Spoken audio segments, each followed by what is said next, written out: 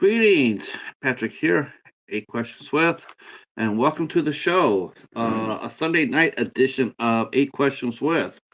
And glad to be here. Glad to be here. It's a beautiful day out here in southeastern Michigan. Started out looking funky, but then turned out to be, like I said, turned out to be absolutely gorgeous. So we'll be talking today with our friend Brian from Dragon Movie Guy, the YouTube channel that's sweeping the nation.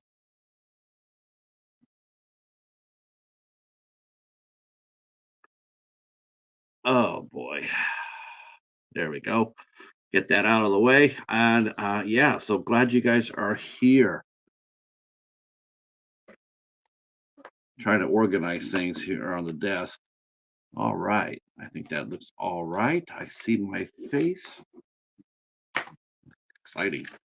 All right. Uh, Today was definitely a definition of a lazy Sunday afternoon, and there was no Narnia involved in it or cupcakes. Um, Glad you guys are here.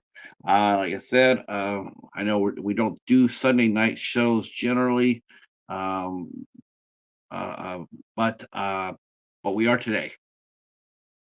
Want to thank everybody who came out yesterday who supported our interview with Jada Truth. It was very fun, and me and James from the Friendly Men, and along with Jonas and Ant Review Things, all came on in. So it's the Friendly Men and coming in to do a collaboration. And as always, they are a knockout. Uh, Hey Wilkie, how are you? And Wilkie was there yesterday, and Anthony was there yesterday.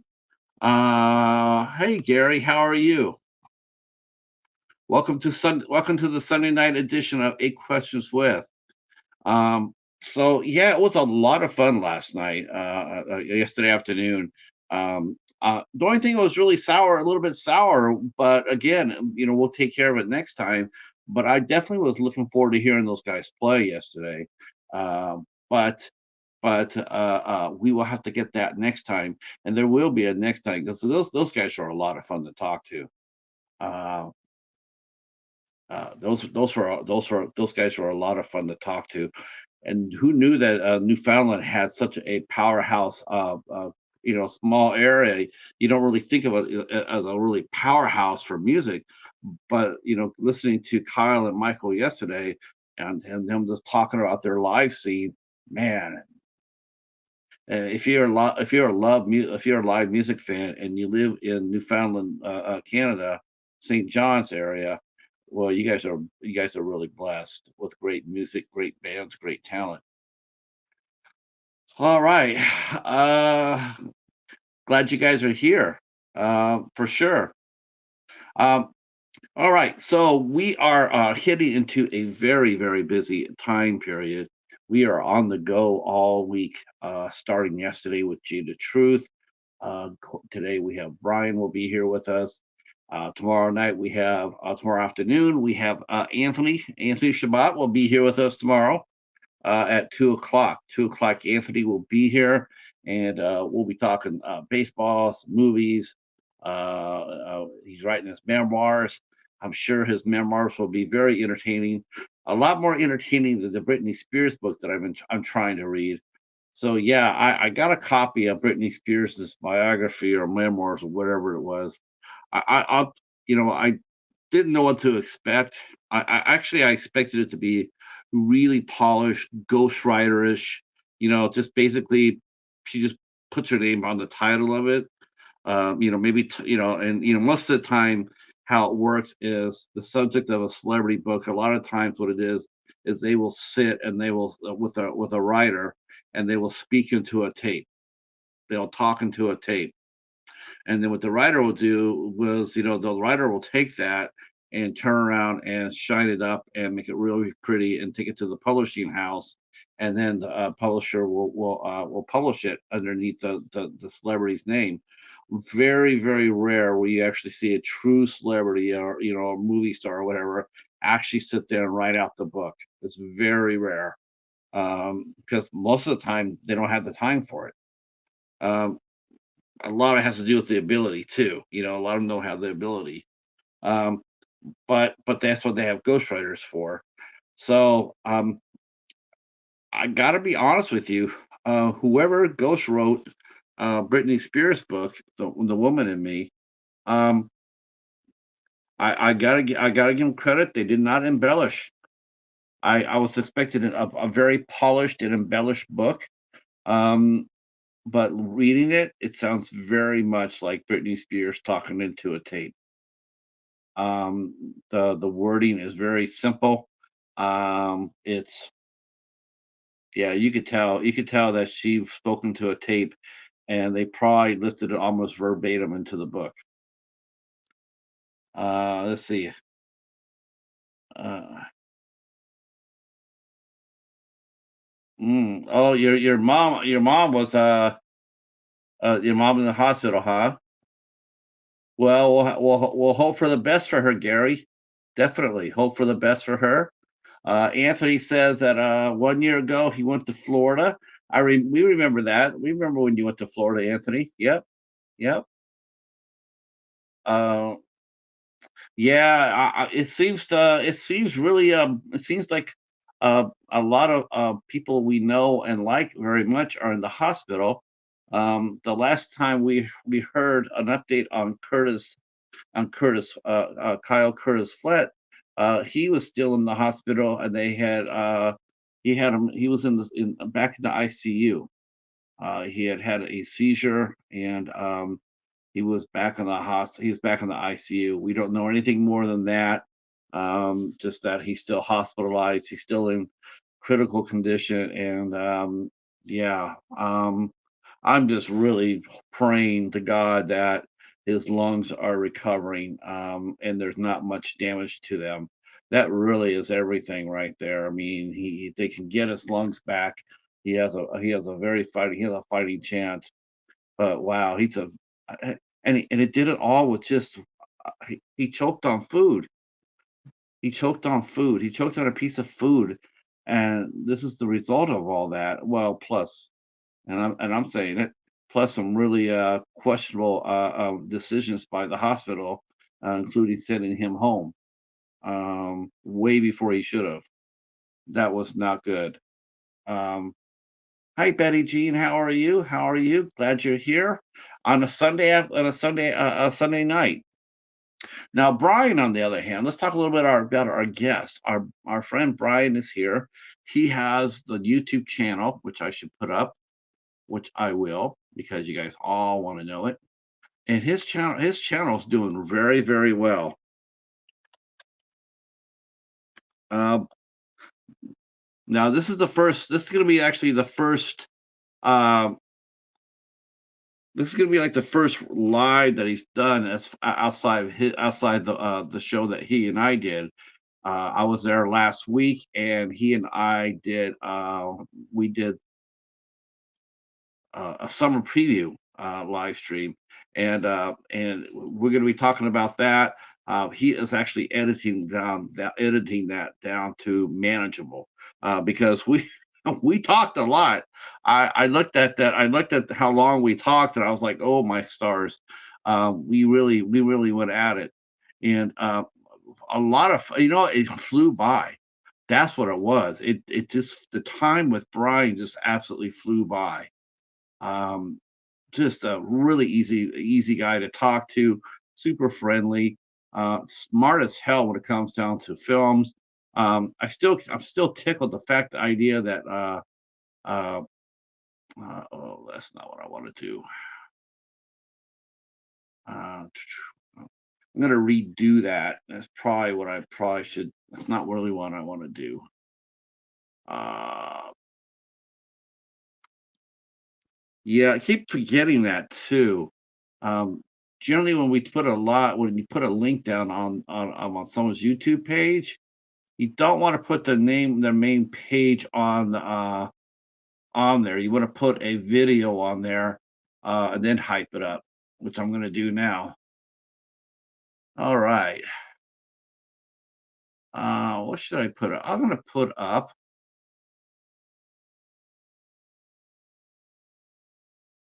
I am going to put up his review of Aquaman because and his reviews get very well received. I'm looking at his page now, and people really enjoy watching his reviews. Um, Brian Page just crossed over 1,000 just recently, so he is joined the 1,000 club, and congratulations for that. I'm gonna put his review of Aquaman on into the chat, and then I'm gonna pin it. And then if you guys want to go over there and sub to Brian's channel, that would be awesome.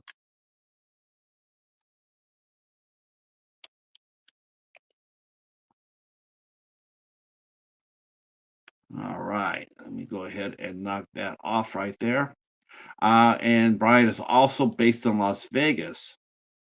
So there seems to be a lot of people based in Las Vegas now. We had Joe Lujan on here. He's based in Vegas. Of course, the lovely Christy Adams is based in Vegas. And Christy will be coming back in May, by the way. Christy Adams will making her pre-summer visit to us, and we'll talk all things. I do believe by that time she will be home from Texas Frightmare. So we'll hear about that, and then we'll talk about conventions. And she's got several new toys out and about, and we'll be talking about that as well.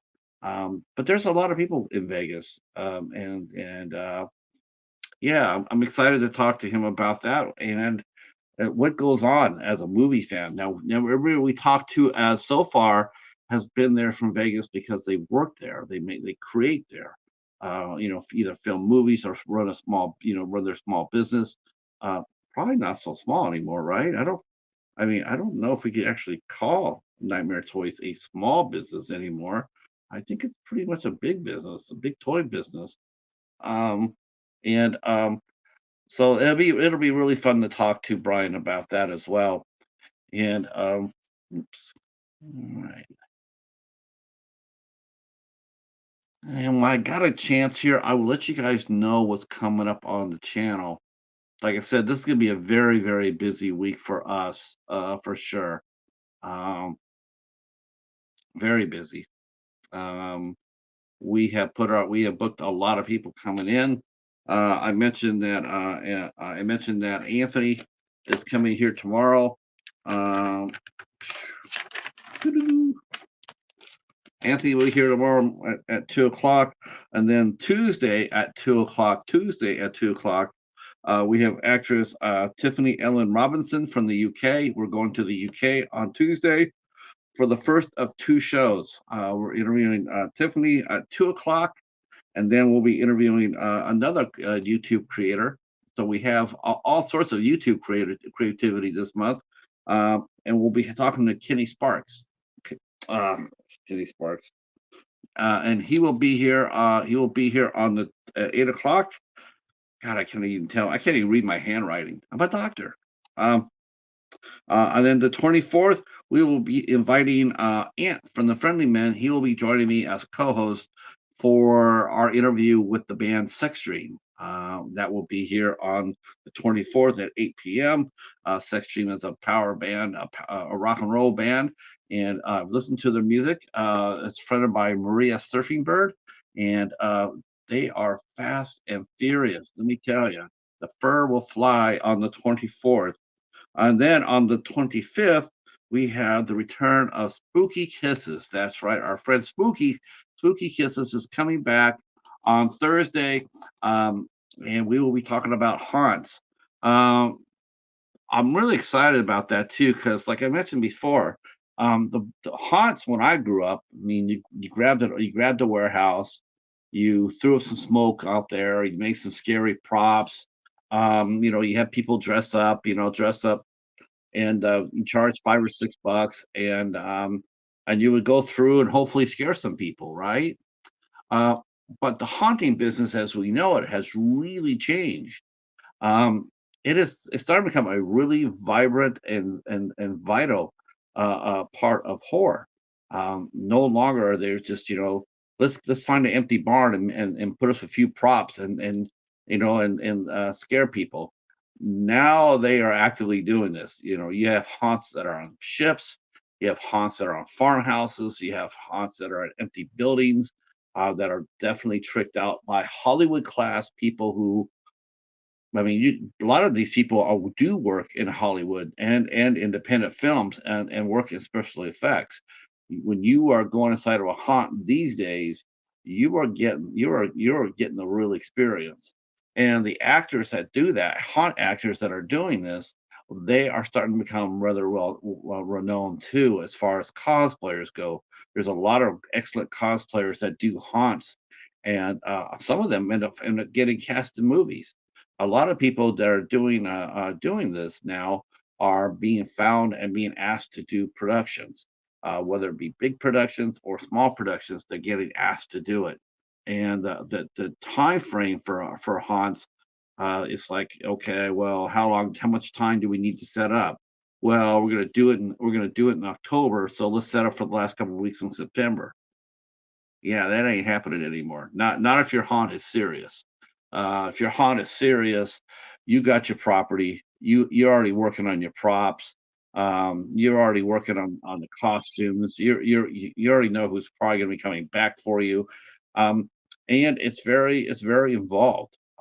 Yeah, it's still run by volunteers, but now for volunteers, but now you have to hit a certain level of professionalism. Like your costumes have to be really really tight. You know how to do your makeup, and you have to be able to do, you have to be able to really be scary and spooky, because people like to be scared.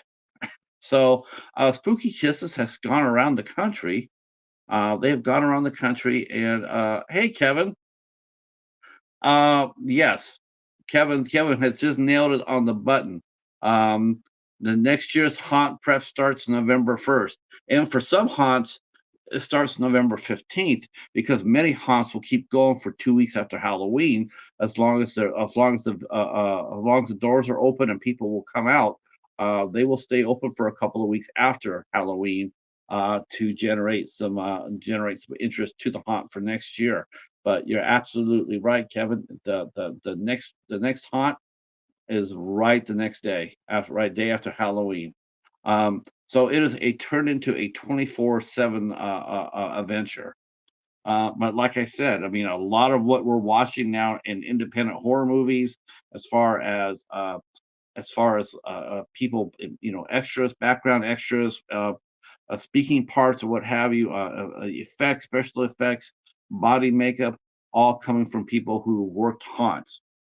So Spooky, like I said, Spooky, and her crew has gone around to different haunts, and believe me, I saw their schedule last year, and wow, they were everywhere. They were traveling everywhere, filming their series. The series is 2 seasons, 2 seasons strong, so they're going to be getting ready to do the third season. And the doorbell has rang. That only means one thing, means our guest is here. So please, welcome our guest and one of our good friends and a peer to the community. Please welcome Brian, aka Dragon Movie Guy. And here we go.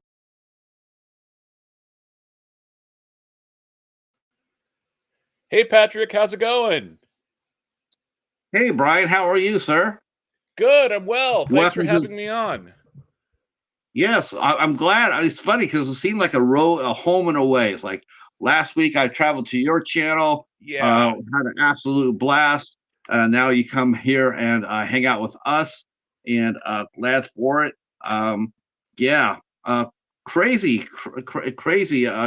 I don't think I've ever done that so far. I don't think I've ever done one week on one show, the next week on the other, and hosting. So this is a really new and a unique treat for me, that's for sure. Yeah, I did all the work up front. Now I get to sit back and let you push all the buttons and have fun as your guest this time Is around. isn't So that isn't that yeah, isn't that the truth? That is absolutely You're absolutely right. Whenever you're a guest, it really especially if you're a content creator and you do live streams like this a lot, you find yourself a guest and you find yourself relaxing because it's like oh, I don't have to do anything. All I have to do is to show up and be entertaining somewhat. Um, Yeah. and it does take the pressure off, doesn't it? It really does, and then especially, like, I think, and then you saw how much prep work I did into the show last week, and it still started half an hour late. So Oh, yeah, and I'm the one that's supposed to be a TV professional. So, thank you again for coming on. That was my first show back in almost 6 months. So, yeah. it was nice having a soft landing, with you as my guest to help me get through the brain farts and all of the, patience with the technical snafus, as they say. Oh my gosh. Well, it's gotten easier for me ever since I started. When I first started out, I started out with Hobbs, who happened to just walk through the door, throwing spectacular pumpkins. When he and I when we started the midnight hour together, um, I didn't I was never it was never in the plans for me to be in the front. I was gonna be in the back. I was gonna Oh, be the one in the background, like especially when we started doing interviews. I thought, well, I could just like I'll hang in the back, I'll get the interviews up, I'll sit in the chat, make sure the chat's running, and I thought there'd be one other person who I thought might fit well. He would have fit really, really well with Josh. And so my plan was to get that person and Josh, put them together. Then in the background, I'll do all the promotion and get the guests and what have you. That was the original plan. That's how I thought it was going to go. But no, I got told that no, you got to come on up. So I did, and I'm just sitting there going like, I told him, I says, I don't want the show to end on the first night. If people see me, they're gonna go like, what the hell is this? Uh, uh, uh, but fortunately, that didn't happen, and um, and so I got used to being on camera because I had never been on camera up to that point. I hmm. had done all my videos. I had done voiceover. Like all my Oh, reviews and all my hauls, they were all voiceovers. I never showed my face because I'm like, who wants to see this? Um, but Hobbs says, you know what? If I can show my face, so can you. So get your ass up here. yeah, Yeah. And once I got up here, I got used to it. yeah. How about you? How about you? What was your experience like the first time you saw yourself on live on YouTube? Oh, well, I had already done. I come from the world of TV news, so I've been in front of and behind the camera for the last 20 years. Um, so live shots. Did my first live shot during my reporting internship in 2001. So it's not the first time I've seen my face on TV or face on screen, but it was the first time going live on YouTube was the first time that I've really done it for anything that's fun or that is me talking as opposed to generic TV reporter reporting on a serious news story. So it was definitely different seeing myself able to talk about whatever I wanted to talk about, whenever I wanted to talk about it, as opposed to 90 seconds, a very strict script, and only the facts. Yes, sir, ma'am. Uh, now, did you write the scripts as well as film the reports?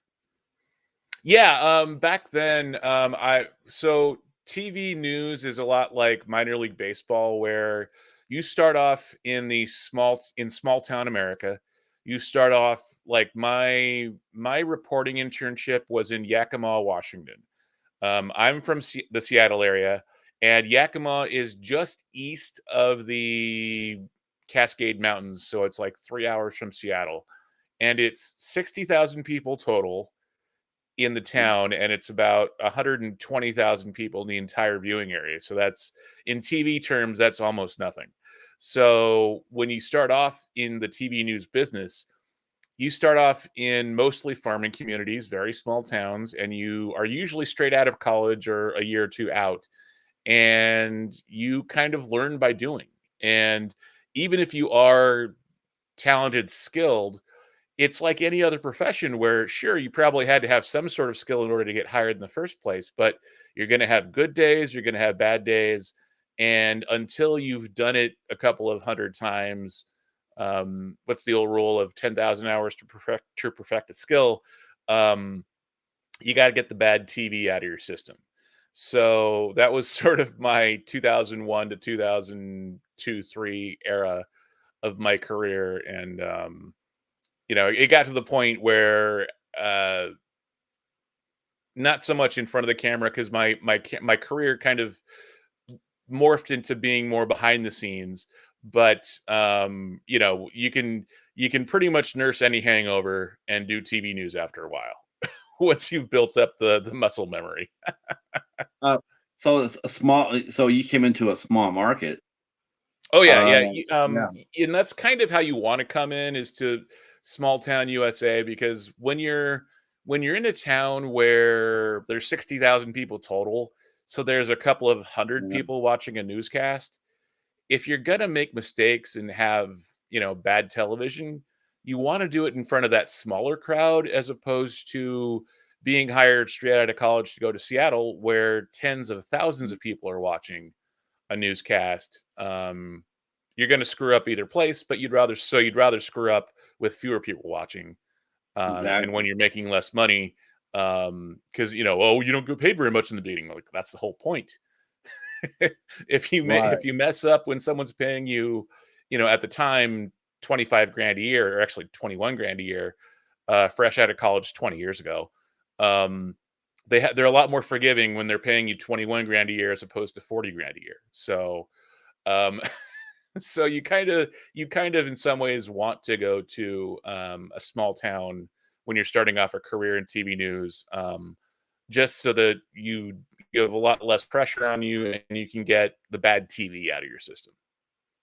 Now, did you come out as a? You mentioned that you found yourself going behind the desk, but you were trained to go in front of the desk. So did you anchor Yeah, before you I slid behind? did.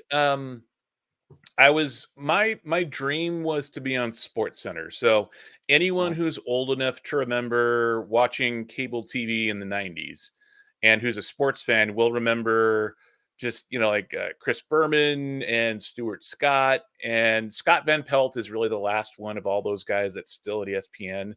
And back then, it used to be a combination of performance art and stand-up comedy and sketch comedy, right. all within the guise of doing a sports cast, a newscast about sports.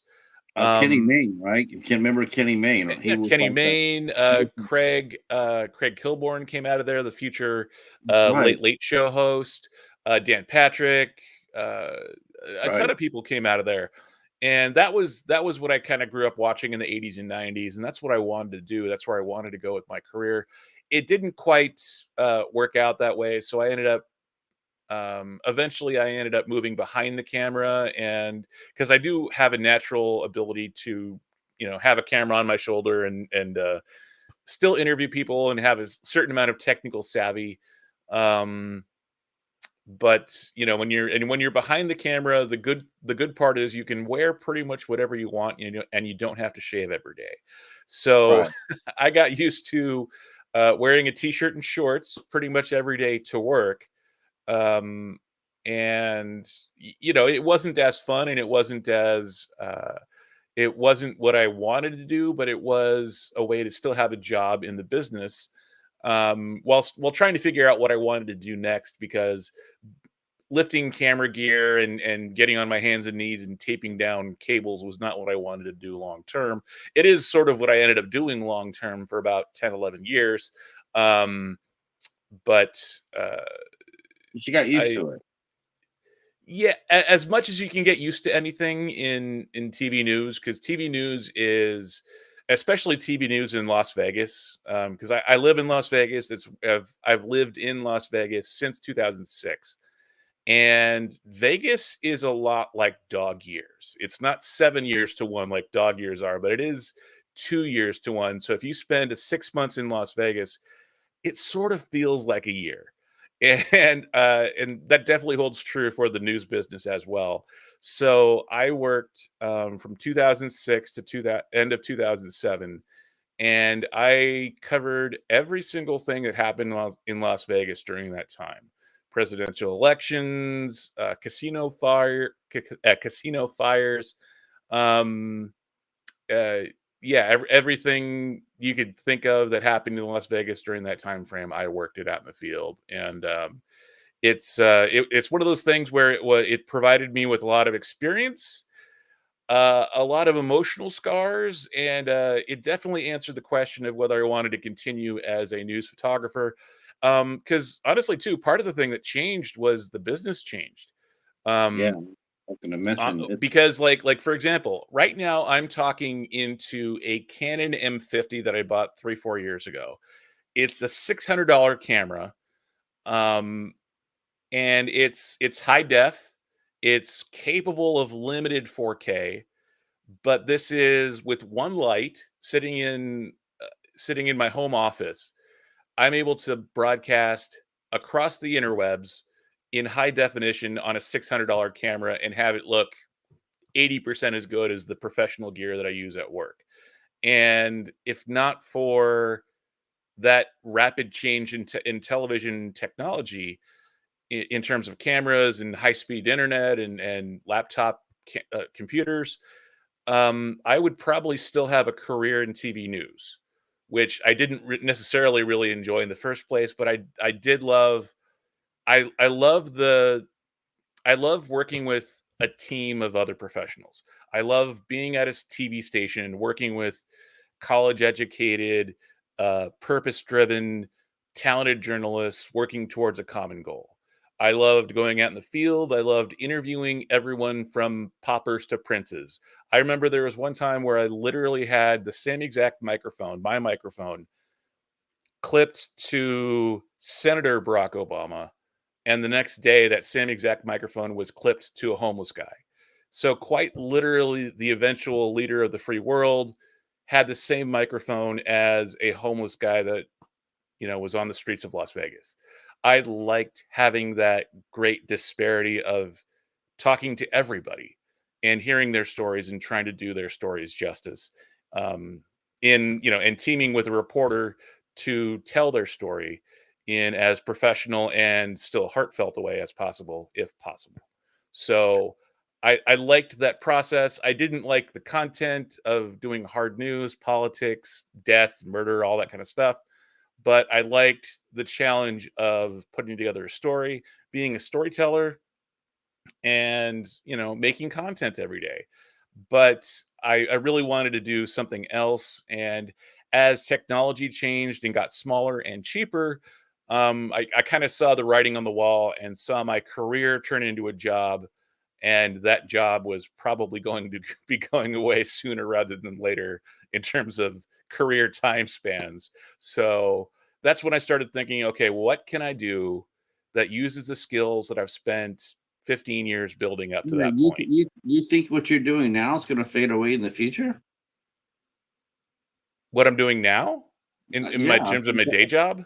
Yeah, I was gonna say, I mean, I know that used to have crews, like, they would have, like, a three-man crew, and then it went down to two, and, Yeah, I've heard some on-air talent now are doing it all by themselves, but yep. still, It's called a that's, one-man band, yeah, multimedia journalist. uh, uh, but they don't necessarily, I mean, they shoot the story necessarily, then they take it back, don't they generally take it back and then do the voiceover there back at the station, or No, so. I mean, sometimes they do. The station is there for a reason, but when you're think that things have gotten so portable now that it used to be that you had to have a live truck, which was basically just a giant van with a dish on the top. And for years and years, you would have either a desktop editor, so it was like point entry in, entry out, and then it became computer, so you would have a desktop computer in the van. And now you don't even have the van in most cases. You just have basically a Watts. We call them backpacks because they come in backpacks, but basically it's just an internet hotspot, just a professional version of your cell phone, and people will edit out in the field on their laptop computer. So it's not even as sexy as having a big giant TV van.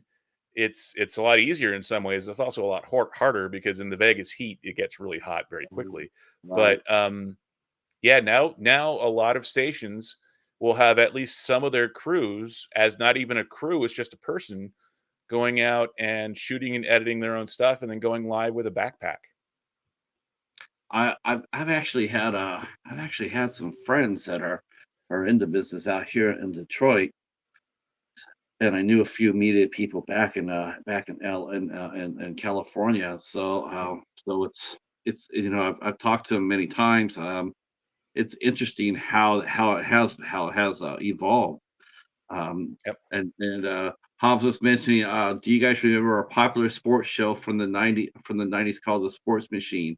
Yeah, I remember Oh, the that. That George Michael was sports yeah, machine? Yeah. yeah. Man, that was a Yep. good show. That was a really good show. I really enjoyed that. That was back then before I don't know when that happened. Maybe it did happen with ESPN where they started blending like performers with journalists. I mean, it was really hard to just thinking I'm thinking about the old school journalists, like out here on sports radio, we have sports radio and we have some talking heads out here, but there's one guy who hosted he hosts, but he's like the only true journalist. He wrote for papers for years, and his name is Pat Caputo, and he's like a serious journalist. He's old school, investigative. I mean, he just knows the stuff. And then you have the other people out there who get out there and they're pretty knowledgeable, but their job seems to be more to stimulate the phones than it does facts. Like they say a lot of rabble. I call them rabble rousers. They get Yep. out there and they say stuff controversial, and you just and it's all horseshit. It's like they'll get out there and say they'll talk down about the local team or whatever, and you really just sit there and say, you know what?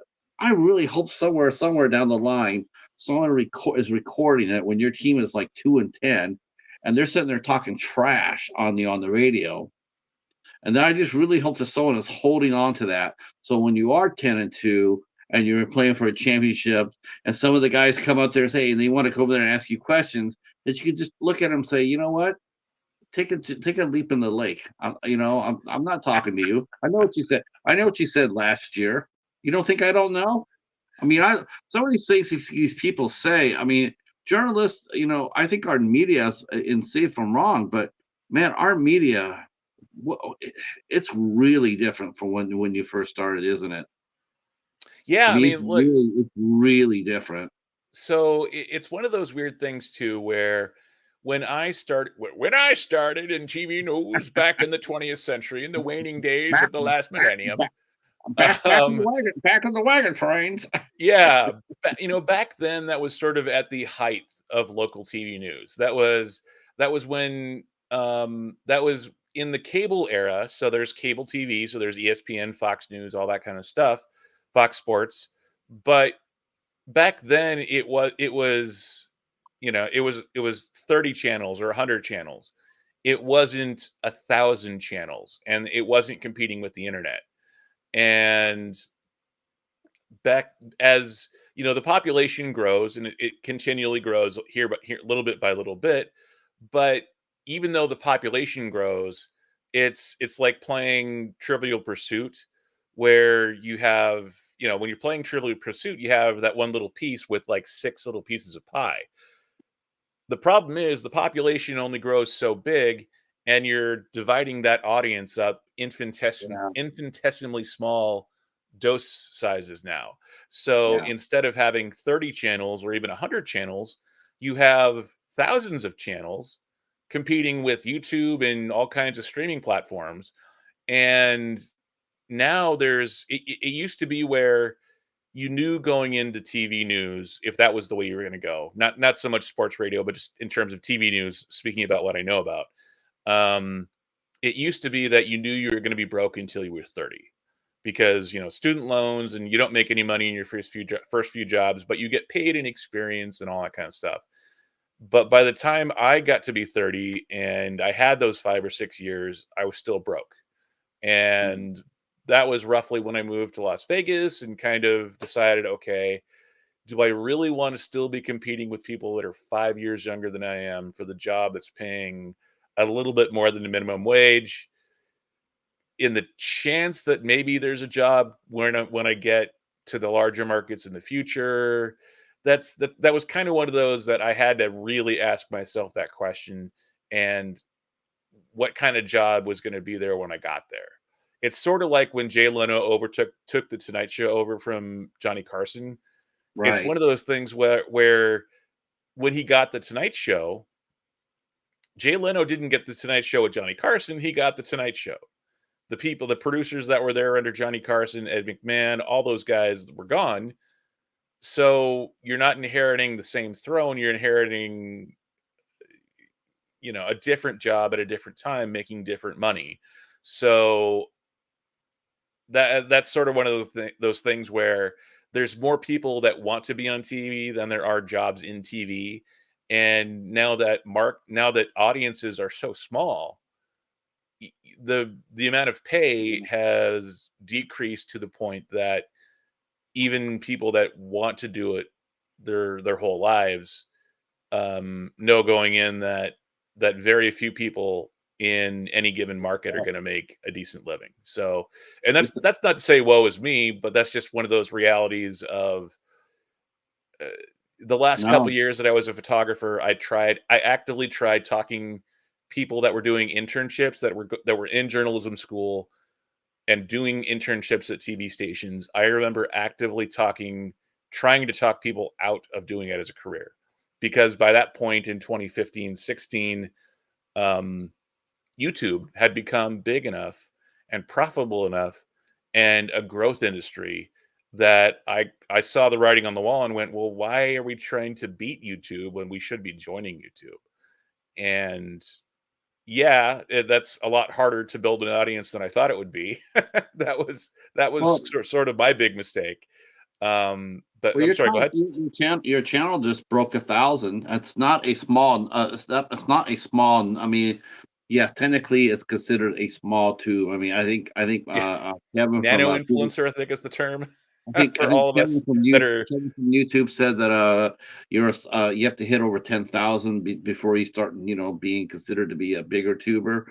But you know what? I think 1,000 is pretty damn hefty because I know there's a lot more channels out there with under 1,000 that are over 1,000. So Yeah. I think what you're doing on your channel and the content that you're producing is attractive, and people are coming over and seeing you. They are coming over to you, and you're taking what you learned anyway from your day job, being in news media, and you're transferring it over here. Oh, And actually, I'm doing the exact opposite. well, you're That not. was the hubris with which I started my YouTube channel. I thought, when I started my channel, I originally was going to start my channel, Dragon Movie Guy, in 2017, and that eventually got pushed back to 2020. And in my hubris of spending 1999 to 2017 in TV news, I thought, okay, I've been a professional at this. I've been producing content in front of and behind the camera for the better part of 20 years. I thought, oh, well, I can do this YouTube thing as a one man band because I've been a one man band out in the field, getting paid for it professionally. So how hard is that going to be to do YouTube? Oh boy, I Oh did well, that reality kind of smack me in the face. but you're talking about that pie earlier. Like now the pie's become smaller and smaller. Well, I mean, when you come onto YouTube, the pie is, I mean, it's like paper thin. It's like a ream of paper. That's your share. You take out a sheet of paper, that's your share. That's what you have to deal with because there's so many. I think what someone said that's like there's like God, I might be overstating this, but I think someone said there's like over 88. I mean, there's like 88 million people that are doing YouTube for worldwide. There's 88 million people that have channels or are doing it. Oh, they're Now, active content producers sort of thing? yeah, I mean, we're not talking. I haven't seen those numbers, but it wouldn't surprise me. Yeah, it's not like being in Yakima, or and then fighting to get a bigger share. It's like when you walk in here, I mean, your share is paper thin, and then to get up there where maybe you're like maybe you're like the size of a comic book, like maybe you have like 5 or 6 pages, sheet of paper. It does take a lot of work, but Well, and see, that's where my hubris of being a journalist and being a professional came in. I thought that, well, all these other guys on YouTube that have tens of thousands or 100,000 subscribers, they don't have my media training. They don't have my years of production experience. All they have is blah blah blah. And so I, in my hubris, thought, "Oh, I can do this." And yeah, turns out that YouTube is a whole different thing. It yeah, requires a whole different skill set. And the biggest thing was, is that in TV news, you do everything you can to beat the personality out of yourself, because you want to be able to be professional. You want to have all the skills and be impartial. And in order to be impartial, you want to be as straight down the middle, as factual and largely emotionless as possible as a TV news reporter. That doesn't mean not that you're not human, or that you completely lack emotion, but you want to be professional, and you don't want to have opinions for the most part when you're talking about local TV news. Um, the thing that I didn't realize going into the movie review space was that, unlike, say, Leonard Maltin, who I grew up watching on Entertainment Tonight, um, most movie reviewers are highly opinionated, and they tell you exactly why they oh, love or like a movie, you, or they you- strongly dislike or hate a movie to their core, to the fiber of their being. do you And I remember had Rex? Do you remember Rex Reed? Rex Reed, yeah, I remember. Yeah, I didn't watch him a ton. He was oh, more LA based, and I was from Seattle, so it no, was he was still actually West New Coast, York but based. He was New York based. New York based, yeah. And back in the day, Rex Reed was the voice. I mean, your movie lived or died on his saying. I mean, and he was notoriously for being grumpy. So, And he would come out there and it's like, man, if your movie got a thumbs up from Rex Reed, you're in good shape. But if your movie came out there and he didn't like it, man, a lot of times that movie would die on the vine. And the thing yeah, was, there was no other voice really out there. There and were like the like, to me, the voices that I was listening to growing up in terms of the movie review space were Siskel and Ebert, because yeah, those I was guys were, and see, that's what's interesting, because Siskel and Ebert were print journalists first, TV journalists second, and they had really strong opinions, but they were newspaper guys. That's how they saw themselves. Like, if you remember watching the old open for Siskel and Ebert, it was one of them on their old school, like, cathode ray tube green text monitor on a computer, and the other was on a old school typewriter, typing away on their keyboards. Um, and that's kind of really the people that I was watching growing up. I was watching Siskel and Ebert, and then Leonard Maltin on Entertainment Tonight, and then to a lesser extent Gene Shalit on the Today Show. I knew of Rex Reed, but I didn't watch a ton of him. I think he was a little bit before my time, or just different time slots or whatever. But yeah, I mean, so that's kind of who I watched growing up. And um, when I got into the YouTube space, part of what made me think that I could do it was, like, for example, Las Vegas is market number 38, give or take. So that means it's a medium sized market. Like, New York is number one, LA is number two. The city I grew up in, Seattle, is market number 12. So those, New York, LA, are like the big markets. And then Seattle is a large market, but it's not nearly as big as New York or LA. Las Vegas is market number 38, which is a medium-sized market, so it has a good news product. It's usually people that are reporters in their second or third job. It's photographers that have 5 to 10 years experience. So it's experienced media, but it's not it's not the place where people stop their careers. It's not where people end up as a destination market. Um, I but Sorry, go ahead. you're happy. You're happy where you're at, right? I mean, you settled in really nicely. You're not looking over the hill, are you? Oh, no, Are well, you see, not I looking? I I love Las Vegas, but my goal is to grow my YouTube channel to the point where I can go full time as a YouTuber. And part of what I was saying about that is in Las Vegas, like I used to work at the NBC affiliate here in Las Vegas, and the 5 or 6 p.m. show, nightly news, is usually the highest rated show of the day for any local news channel, usually. And so on the NBC affiliate here in Las Vegas, we generally speaking would get 50 to 60,000 people watching the 5 o'clock news, which is It's a pretty lot of good. people. There's two Yeah. 2 million people here in Las Vegas. 50 or 60,000 people watching a single newscast is actually pretty good for a market this size.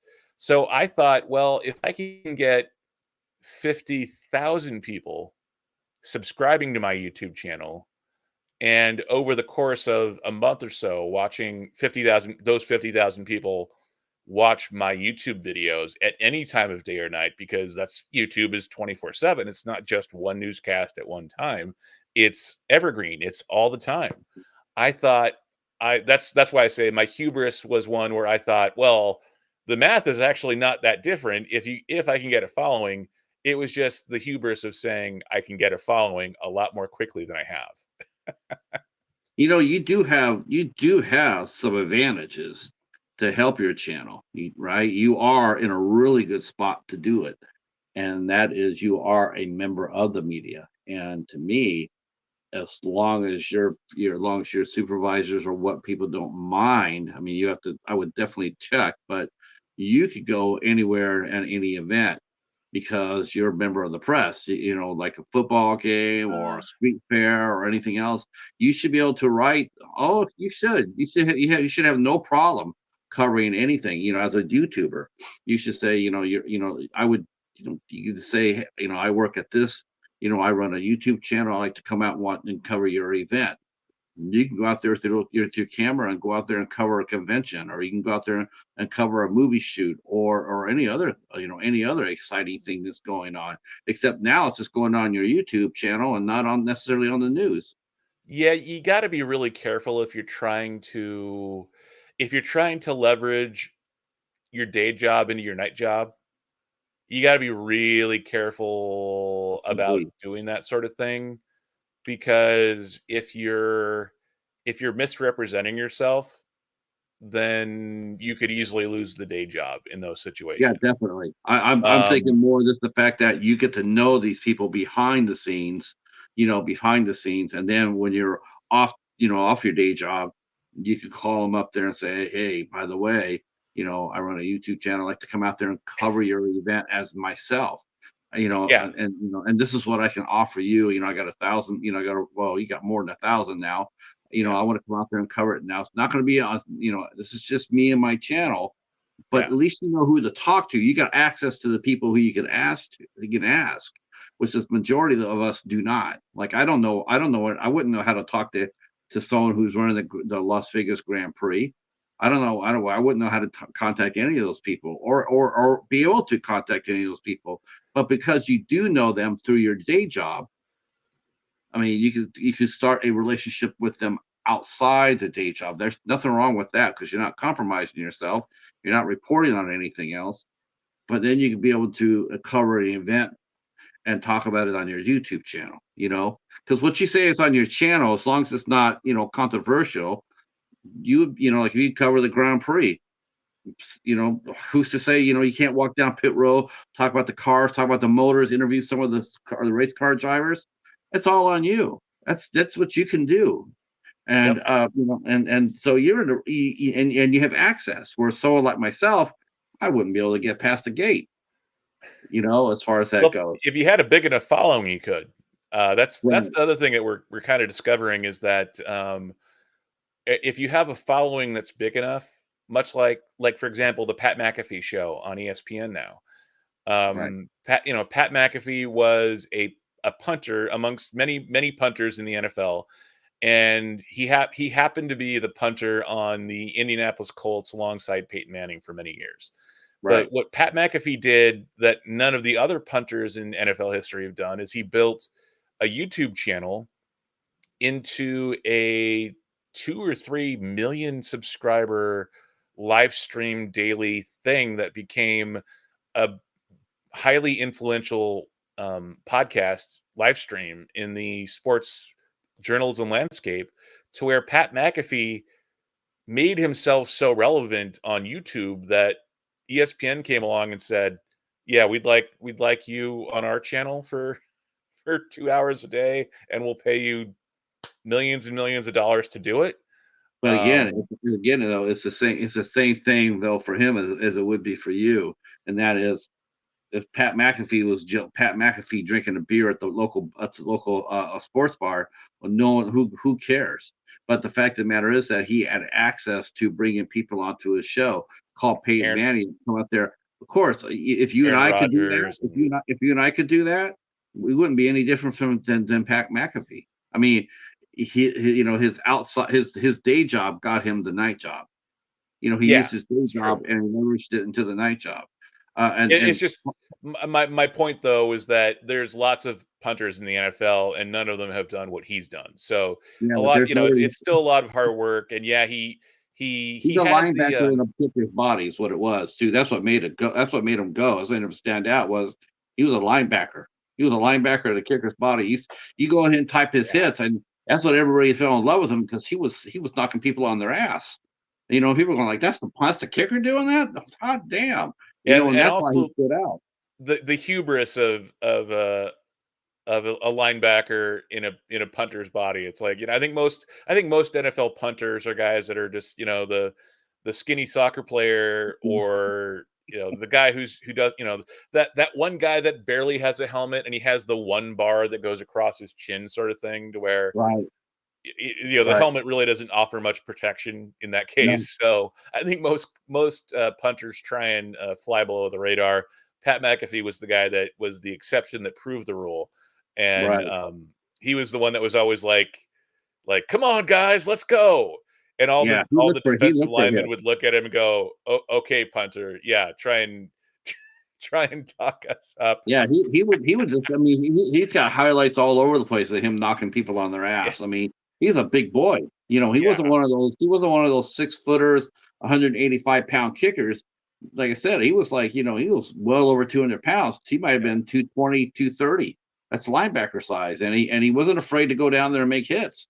And people really loved that and they gravitated toward that because he was so different. And then and it helped that he had a good, you know, it helped that he was good in front of the camera. I Yeah. mean, you know, that's really what's important too, is he was good in front of a camera. He was able to talk, That's and the big thing. The he was a gift good of gab interviewer. is huge, and Yeah, I think what we find too with YouTube is the more with YouTube, the better the better defined a personality you have, the better you tend to do on YouTube.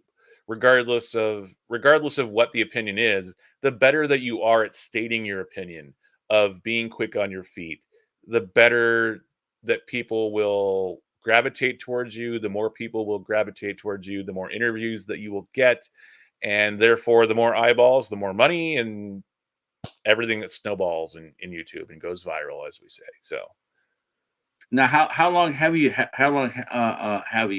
your channel? I started my channel technically in December of 2019, and I posted my first YouTube video to Drag Movie Guy in February of 2020. So great timing. Um, because that was about 6 weeks before everything shut down because of the pandemic. So Right, that was right. not the best timing in the world. Professionally speaking, of trying to launch a movie review YouTube channel when movie theaters closed for the first time since World War II. So that was Right. you know, not But even there's a 2020 lot of hindsight, just bad timing. but there was a lot of people that went ahead and started reviewing movies then because that's all they could do. So you know, I think they started their I mean, I started my channel about the same time as you did, and, you know, my local video store closed down and the Yeah. library too, and so the only thing I could still review were, you know, I was the movies I already had. So you go there, you look at your shelf and go like, "Okay, well, I can't get anything new. I can't go to the theater new, but I still can start building that audience. So I'll just go back to what I already have and start bringing it out and talking about it."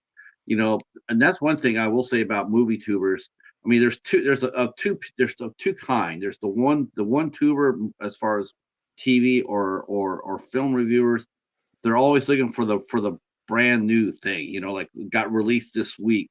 And then you have the retro reviewers who love to go Yep. back and review the retro movies. Um, and you know what?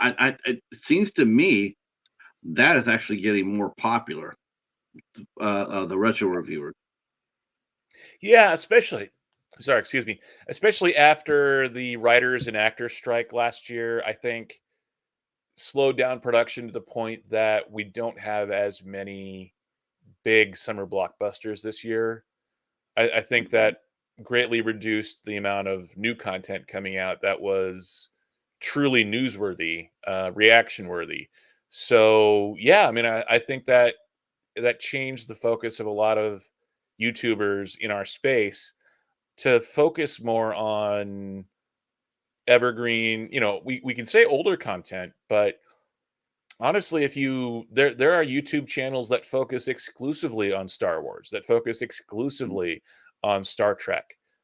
Yep. And most of both of those have already all stuff that's already been produced 20 years ago, 40 Yeah. years ago now.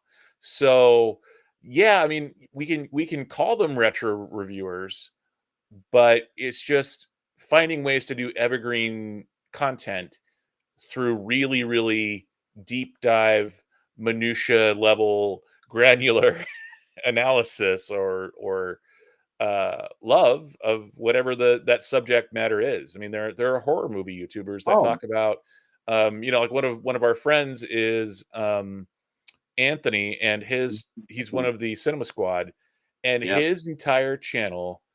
And gosh, I'm brain farting on Oh, the name of the channel. Fever Dreamland Theater. He Yeah, does that's talk it. about Twilight Fever Zone. Dreamland Theater. He Yeah. talks almost exclusively about the original Twilight Zone that was on the air in the 1950s. And And you he see does how popular he is. I mean, his channel is fire. I mean, it's Yeah, absolutely yeah, oh, fire. yeah. It's Thousands of growing, people and his videos are thousands of great people. because Yeah. yeah, and he does a great job of doing deep dives into and providing a lot of energy into, these in-depth reviews of episodes.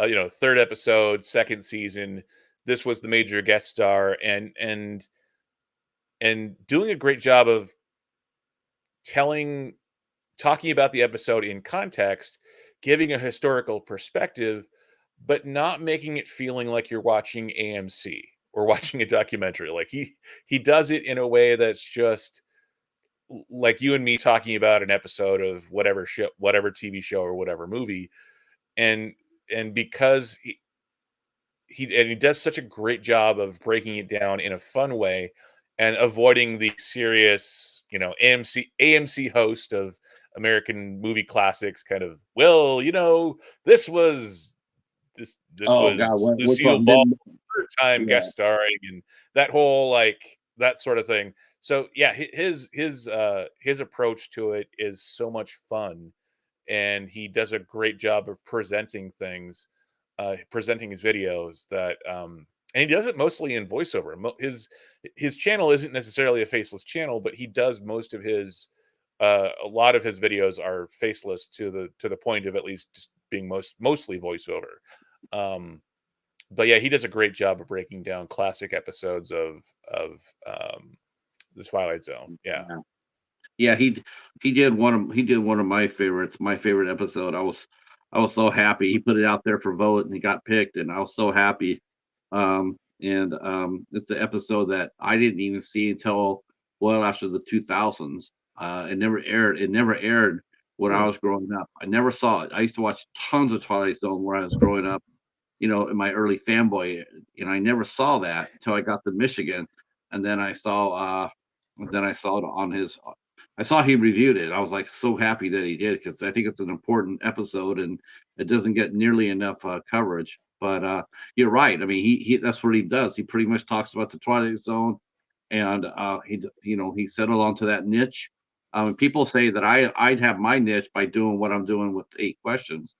That's what I do. It's what I'm. When people see my channel, I mean, what do you, how do you see people see your how do you think people see your channel? What are they, if they walk on the Dragon Movie Guy, what do you think? How do you think they're seeing you and your content? That's an interesting question that I'm always kind of trying to ask myself. And when I look at the demographics of my channel, when I look at the data, it's roughly 70% American, 70% male. It's mostly 18 to 45-ish. And it's mostly people watching my newer content. And I was doing I've kind of switched up my content a little bit because of the 6 months I took off. Um, but for the longest time there, I was doing a lot of shorts reviews. I call them instant movie reviews. It's just an instant reaction after getting out of a screening, a showing of a new movie. So I was doing, um, whenever a new movie would come out over the last 2 3 years, and I went to go see a screening or a showing, I would immediately upon going out to my car, I'd pull out my cell phone. I've got a little microphone for it, and I would do four, 4, 5, 6 quick minute long hot takes. This is my instant movie review. This is the best part of, the worst part of, um, uh, Mission Impossible, um, not Falking, Mission Impossible or Jurassic World or whatever the case may be. So I was building a lot of subscribers off of that for a while, and then I would take those shorts, those minute long shorts, and I would put a few effects on them. I would use um, the Instagram caption tool, and I would put some titles on it, and I would save it to my phone before uploading it to Instagram. That way I could upload it with the effects but without the watermark. And I would put them on YouTube first and put them on Instagram and TikTok second. And I would schedule them out over the next 3 4 5 days, however many videos that I had, so that I would have fresh content for 4 or 5 or 6 days straight, posting at 4 a.m. Pacific, 7 a.m. Right. East Coast time, and I was getting a lot of views, shorts views, and subscribers that way. So that's, I think, what drew a lot of people to my channel initially over the last couple of years, and then as the shorts algorithm has evolved and growth through shorts has slowed down immensely. I Yeah. remember it was last August specifically. There was some very specific YouTube algorithm adjustment where the shorts algorithm stopped being very easy to get a few thousand views overnight. Yeah. And the trade-off was that before that, when you were getting a few thousand shorts views, those people watching your shorts content would never see your long form content because they're watching shorts form content. Why would they watch long form content? YouTube then kind of turned off one spigot and said, "Well, we'll make it less easy to get thousands of shorts views, but we'll do a better job of suggesting your long form content that's related to the short form content to the people watching your No, short I form think that content." I think a lot of people realize, and we talk about this. I talk this with other creators. Is there's some people that swear by the short, and there's some people who don't. I'm one of those that I've seen people do shorts. I've seen them do lots of shorts. I've seen them get those, 3, 4 thousand people coming in. But the thing is, though, is like when I go to their live streams or when I go to their long form content, there's no, there's, they might have got some subs out of it, but I don't see any engagement. I don't see them leaving comments. I don't see them engaging in chats, live streams. I don't see any of those. I mean, they're there. It's an impulse. It's an impulse. Like I'm there. Sure. Oh, that was funny. So I'm going to save it and I'm going to follow it. But that's it. They don't engage. And I much rather have a smaller audience that's more engaged than having a bigger audience that I don't know who it is. I don't know who they are talking to me.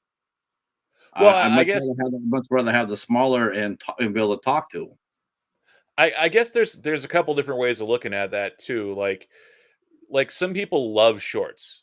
I I I'm love not them. particularly a shorts lover, like, the vertical yeah, and think about it this way, I'm someone that made a career out of shooting 16 by 9 horizontal video, as a living.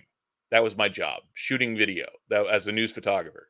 So, seeing 9 by 16 vertical content of people shooting selfies on their phones, it's here to stay. I can't say that I enjoy vertical content that much. The vertical short form, it's there, and I've played around with it. I've used it to a certain extent. But I'm not a connoisseur of shorts content, of TikToks, of Instagram Reels. I use them when they're there, but it's not a particular interest of mine per se. And me personally, I would never want to build a channel based off of shorts. But No, but then no. again, I had a job interview here in Las Vegas that with a content creator, and this is during my hiatus from news, so it was after I left, but before I went back, and it was just it's interesting because the guy's channel, it, he had a gold play button on his wall in his office, and his office was literally just in a his production offices for his several million subscriber YouTube channel was in this office park nondescript at the end of an airport runway. And and his channel had been around less time than mine had been, and he had hit 100,000 subscribers in a few months.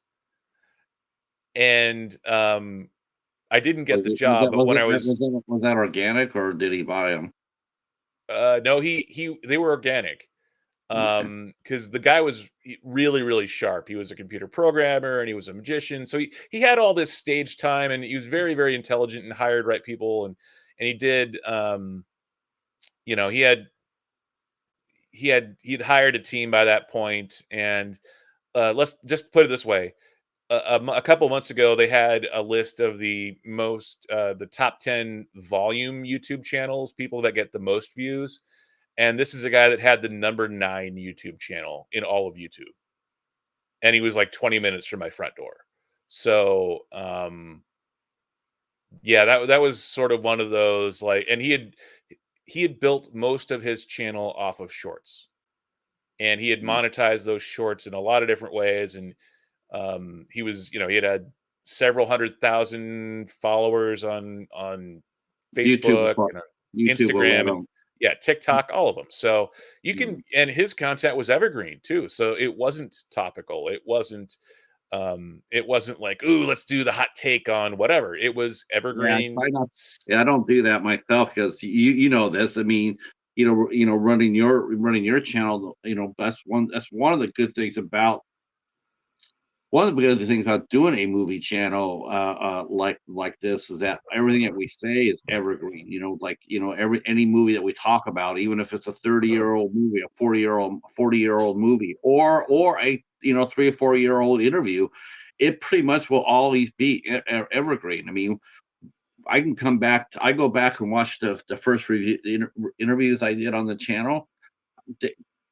I could have did it yesterday, the way that we talked, the conversation that we had.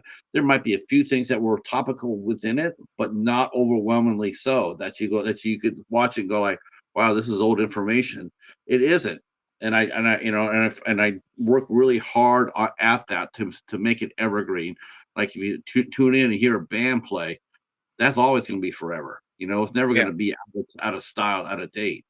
I think people who do, you know, I don't know. I just see some people that hammer one particular thing, and or what have you. That can be seen as just a limited scope. It could be seen as dated, um, like true crime. Like that's the one that gets me. It's like true crime channels. It's like you're sitting there and you're watching all these channels, but what they're offering is finite. It's like, okay, the guy goes to jail. He gets a court date, does a trial. He goes to jail. Okay, well, I know that he went to jail. So what's going to make me come back and rewatch all of that? You know, I mean, there's some channels that I mean, and they do the shorts the same way. Um, no, I I personally, I think movie channels are in really good shape for that. I think they're a good medium to grow a channel on. well, I think, with like channels like mine, I like to think of my channel currently as I'm working to make my channel more evergreen than it is. I view my channel right now as being a combination of current events in terms of like my out of theater reactions, my instant movie reviews, as I call them. The best part of whichever movie. That's an instant reaction. It's an out of theater reaction. It's a hot take, but it's topical, it's current, it's designed to get views in the moment, and maybe it has some long-term viewability, absolutely, because there are some people that will want to look back and say, well, what were people saying a year ago when this movie came out? That can be a really good example of a time capsule kind of thing. And then the live stream that you and I did last weekend that I'm in the middle of editing to re-release as a long form video, I view as seasonal content because that was a summer movie preview video. Right. So that is seasonal. It has, 3, 4 months worth of shelf life. And then I can repurpose a lot of the content into individual videos and shorts videos. And so I'm going to get like probably 25 or 30 different videos out of that one live stream. So, but that's all topical, seasonal kind of content. I'm hopefully going to be launching more evergreen content over the next couple of months as I restart my channel and try and tweak some of the content that I've been doing to be more evergreen, to where I'm not sort of relying on news cycles and Mm, a large amount of traffic in a short amount of time and then the video gets outdated. Um, I'm yeah. hoping to do more evergreen content that grows things slowly over time, that people can appreciate, that's more personality based, that's more fun based, that people can participate with, can react to, can that oh so sweet engagement, those likes, those Right. comments. Engagement. Hobbs has a question, and he's asking Ah, it for everybody too in the chat. He says, "So let me ask you guys and the chat, based on your experience, what drives views and watch hours?" Well, watch hours oh, for me are playlists. That's what drives watch hours. Create playlists. That's I watch I watch Hobbs's channel every other week. I'll watch his Dollar Tree Theater playlist. Yes, I've already seen it, but I'm doing it to push his watch hours. So what I'll do is I'll just put that on there and let it go overnight, or leave it on during the day. Watch hours playlists are very important for that. That's the best way that I found. If you have a good playlist and it's on topic, I will watch it. And the thing that it is though is like you can rewatch it a lot. I know as a content creator, you can't really watch your content too much. Like you can't put you can't put your playlist on there and watch it over and over and over. YouTube will stop that. I do believe you can watch it like once in a 48-hour time watch frame. Because otherwise you could put you could put one of your playlists perpetually on play and garner 10 to 20,000 views on it, but they don't do that. They know it's you're watching your own content. They'll give you view credit, but you have to wait and come back and do it like 3 or 4 days later. They're not going to let you just sit there and watch it over and over and over and get the views for it. well, and um, sort of the whole point of watch hours in the first place is to get people engaged in terms of numbers. Like the whole intent behind watch time is to get people truly invested in your content and not just have, me putting out a video where I'm texting my 5 closest friends and saying, "Hey, I just released a video. Click like, leave one comment, and just have it on repeat for the next 24 hours and really rack up the watch time." that is expressly against what YouTube is wanting because yeah, I mean it's their sandbox, so they set the rules. And yes, that's very frustrating a lot of the time. But Yeah. the thing is that YouTube gives us a lot of different tools to use, playlists, bookmarks, um, chapters to where you can literally on the timeline say an hour, 20 minutes, and 34 seconds in. I want this chapter to appear as a separate chapter on the timeline, which I actually went back and did with our live stream last Sunday or last Saturday. And they give us all of these different tools to make it easier for viewers to find our content. And, it sounds a little bit simplistic, I think, to say that um, we just need to produce good content. Um, and the more we produce good content, then people will find us. But honestly, that seems to be the case. People tend to find your content when they're ready to find your content and not before. And not so much on a video by video basis, but on a individual content creator basis. I think you see people that produce content for years and years and years, and then whatever it is that they needed to figure out in terms of the type of content, the style of content, the material, the subject of the content, whatever that is, when that creative, intellectual skill level bubble or a bell goes off, people tend to start watching your videos more. You And know, when that another happens, your channel starts growing because then YouTube's algorithm will see the engagement going up and start suggesting it to more people. So yeah, I mean, I hear this, I hear the sound of my own voice saying, "Well, just produce good content, and people will come. If I you was gonna say, film it, they will come." a lot of times it's not that easy. I wish it was. But like I said, there's a lot of people that do like true crime. They'll do a lot of people they call drama channels where Mhm. they're like rabble rousers on sports radio. They get out there and they aim for the lowest common denominator. Like people on the right. They'll get out there and they'll hear all these right wingers on social media, and it's easy to sell hate. It's easy to promote hate. It's easy to promote division. As far as what you and I do, I mean, here you go. On the surface, what's more fun? Talking about a movie that you really like, or hearing someone bash the state of the country. Now, to me, it's like what's more fun? It's like going to we all love movies. I'd rather go watch that, but that ain't the case. You know, Well, in I my did. Go sorry, go ahead. ahead. Well, I did an look, I did an experiment on my Facebook group, one of my Facebook groups. I said, now watch this. I told my friend, I says, watch this. I'm gonna push for a day. I'm gonna push nothing but good content, nothing but heartwarming stories and stuff like that.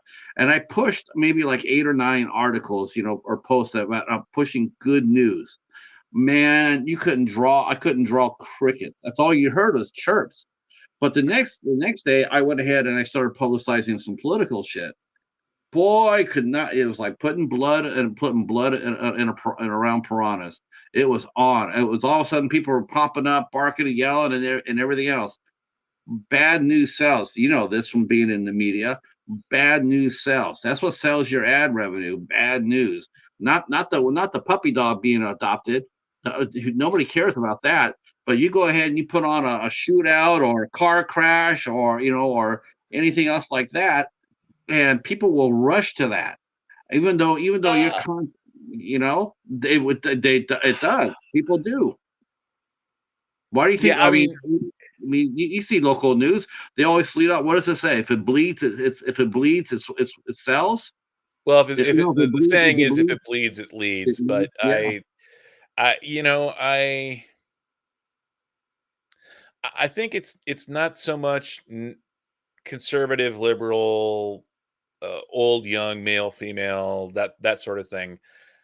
I think and it's not even the subject matter because right before I started my channel, there was a lot of toxicity in the movie review space because there was a lot of people that were reacting to, quote unquote Disney Star Wars sort of thing, and things being woke, and that was like the punch the buzzwords that was going on in a lot of And I channels that were like that. getting a lot of volume and getting a lot Yeah, of, and it's so new to word. me it's not so much the subject matter as it is the lens through which you view the world, and the kind of content that you want to create and put out there. Mhm. Look, I'm as human as anyone else. I can get angry here and there on things, but I've I've spent way too many years of my life. Do I want to say this?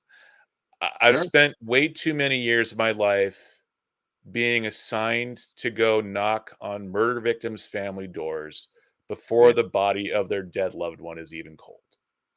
yeah, And I'm the one that had to go knock on that door, that had to set up lights and have the yeah, murder victim's family cry so that yeah, my company could make money off of their tears.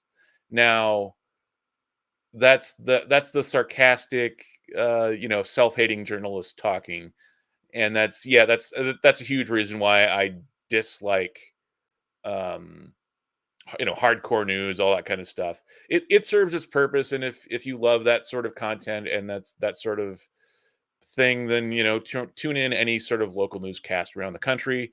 Um, but that's not how I want to spend my life and spend mm, my energy and spend my the skills that I've spent a lifetime developing in terms of talking to people, content creation, and that sort of I don't want to say toxic, but that's sort of just sad yeah. That's exactly that what it is, though. unhappy suffering of the human condition, um, dwelling on the bad things that happen to people. That is not the kind of content that I want to produce on my channel. And poignancy and having heartfelt, deep conversations, sure, every once in a while, sure, but like public affairs content on diversity percentages and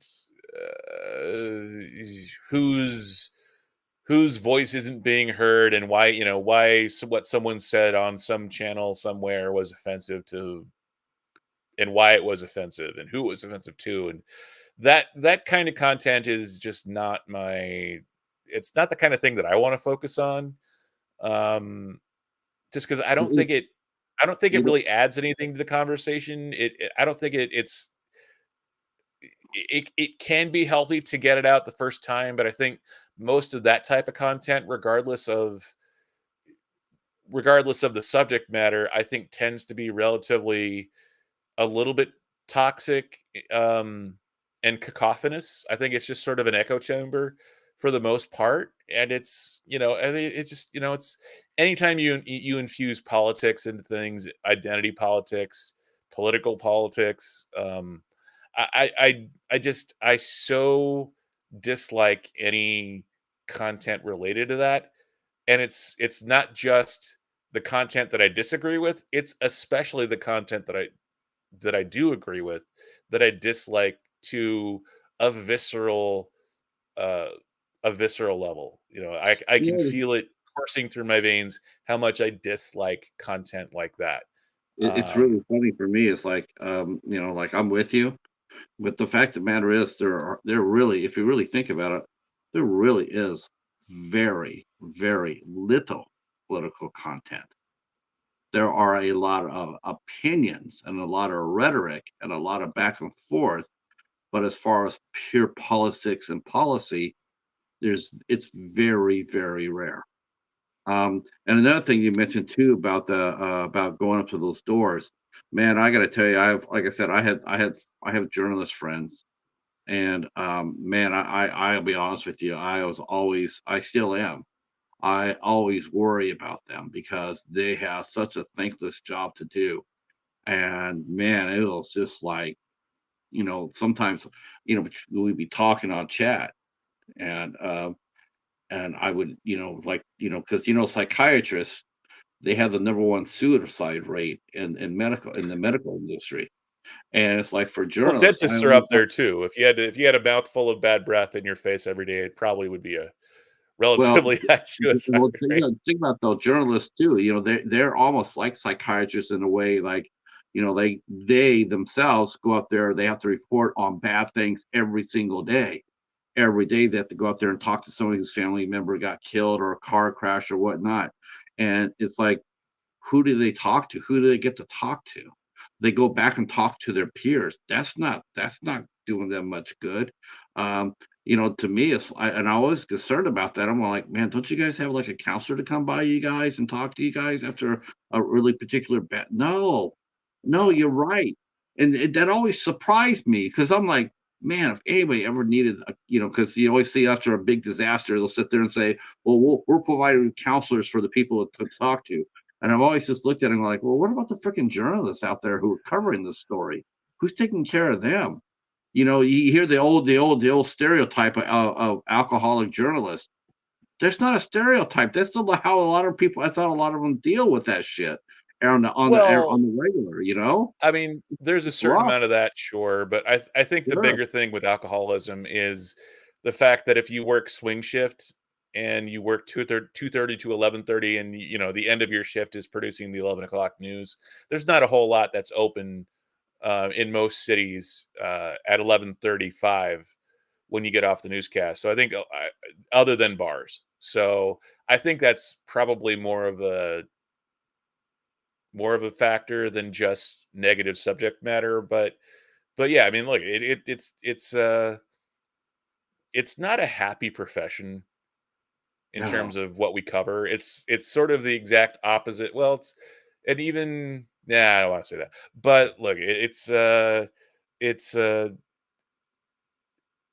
a profession that is um employs a lot of Yeah, people. it's changed. Broadcasting has really changed. I mean, now before, you had real journalists out there, journalists.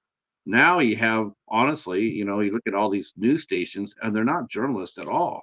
They're talking heads. They're opinionated. They're editors. They're not journalists, they're editors. They're given opinions. And the unbiased news, is no longer there. And now you have people, they argue. It's all the, how loud can the volume go on any particular news segment? Well, Um, I would disagree when you're talking local TV news. no, local TV news is the If you're last talking bastion. cable news, that's more entertainment. It's not really news per se. Do you think local news is the last true bastion of it's the last true bastion of journalism?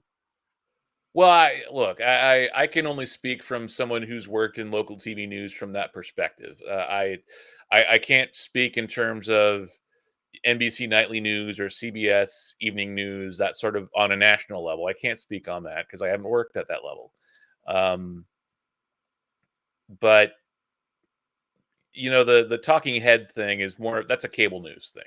That's a cable Fox News, CNN, MSNBC, all of that very specific, focused on politics and bouncing talking heads kind of stuff. That's it gets a few eyeballs here and there, and it drives the conversation, but it's not It's like fun, and it's it's like the rabble rousers. That's how I look well at it. I look at it, because that's what they're generating. That's what they're supposed to generate. They're supposed well, to and generate. to a certain extent, we're even getting that on ESPN now, which is I think why a lot of people have tuned away from ESPN uh, in the last several years, I can't stand that amongst Stephen a A. host of Smith. other reasons. But Yeah, that Stephen A. Smith, man, I can't stand him. I mean, he's just like a total rabble rouser. It's like I miss the days of Chris Berman or Stuart Scott, and rest in peace. I miss those guys. Who weren't afraid to go in there and do good quality journalism. The series 30 for 30. It's like it's outstanding. those documentaries that they do, those new documentaries on the various aspects of sports are absolutely outstanding. But now today, man, oh man, it's like, it's like it's supposed to be the news that's the star, not the anchor. You're supposed to tell us that. You're not, but you're not. I'm not. I don't want Well, to. look, I'm sitting there I'm waxing poetic about the 1990s Sports Center type stuff, and that is all about the anchor. That's all about Craig Kilborn yelling Jumanji over highlights and being the center of attention rather than just talking about the grand slam that was just hit, 6 hours ago on the highlights that he's reading. So, I think the difference is tone.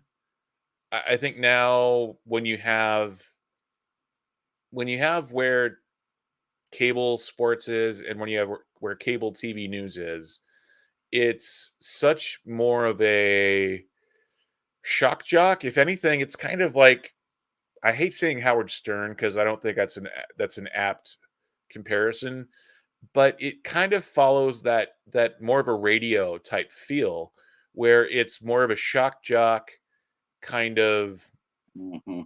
approach to broadcasting that I think is different than what TV used to be. Because I think TV used to be much more, more reporters, more anchors, more producers, more everything.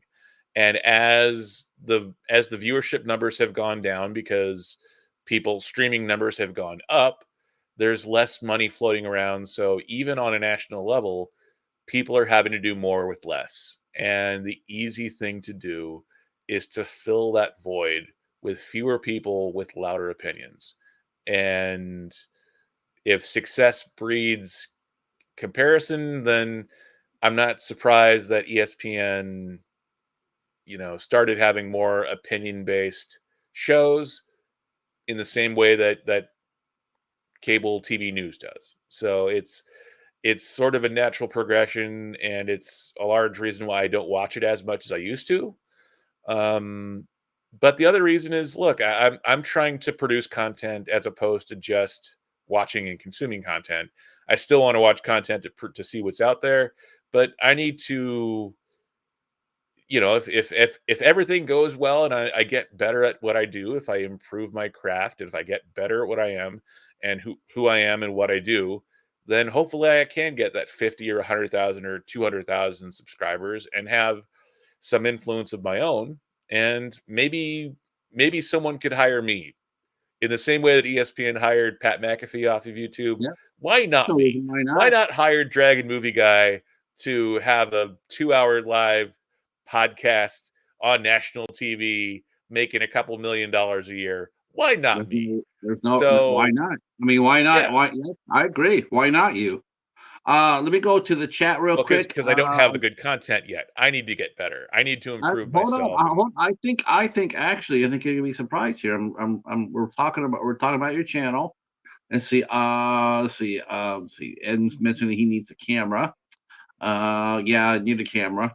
Let's see. And Jim for now Stark mentions if you clear your watch history, you can rewatch over and over anyone's playlist. I have tested it, so we could watch it, wipe out our history, and rewatch it again and get the credit for it. Oh, that's a game changer. That's a game changer.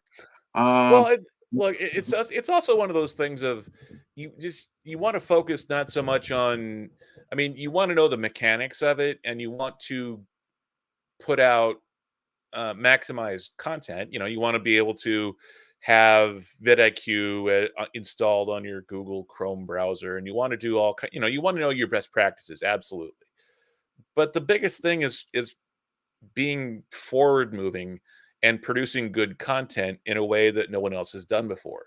Doing content in a way that only you can do content that only you view things on, whatever that is, whether it's on crypto, whether it's on that really isn't that something else? See, I think I got really. I think I caught lightning in a bottle, so to speak. I've had a lot of people mention that too, and it's like, and doing this show, it's like people say, it's just I'm surprised. I guess it's a lot. Like I don't know why you don't have more. I don't know why you have more, more viewers, more subs.